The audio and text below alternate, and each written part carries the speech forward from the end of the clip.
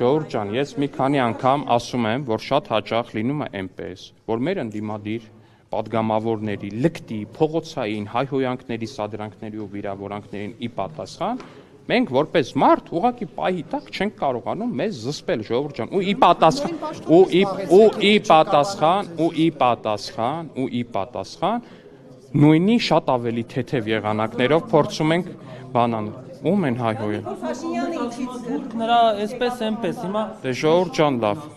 Դե հիմա ձեզ էլ որպես լրագրող շատերը ասում են վարձու գրչակ։ Հիմա ամեն անգամ դա բանան ենք։ Ժողովուրդ ջան, լավ էլի վերջացրեք։ Դե օքեյ, եղավ։ Ընդդիմությունը իր համար նստած իր համար հաց ու սոխ էր ուտում, երբեք ոչ մեկի չէր վիրավորել, տենց բեմականացված կախաղաններ ու բաներ չէր բանարել, կարաք ինձ չընդհատեք։ Չէ, ես օրինակ կուզենամ Ես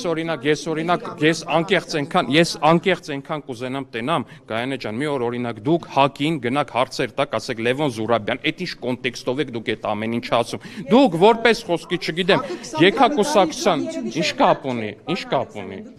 ունի։ Եղավ։ Միանշանակ իշխանություն չի հակը։ Ես վստահ եմ, որ մեր քաղաքացիները ամեն օր Բայց ինչ կապ ունի ժողովուրդ ջան, ես ամենայն հարգանքով, բայց այդ ձեր մոտեցումը, որ ով իշխանությունն է, իրան պետքա սենց լուսաբանել, ով ընդդիմությունն է պետքա սենց լուսաբանել։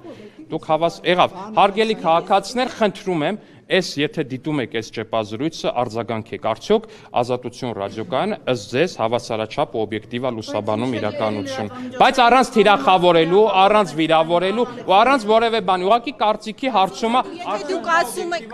Եթե դուք ասում եք, որ իշխանությունը չի կարողանում նաև իրեն զսպել, լուսաբանում։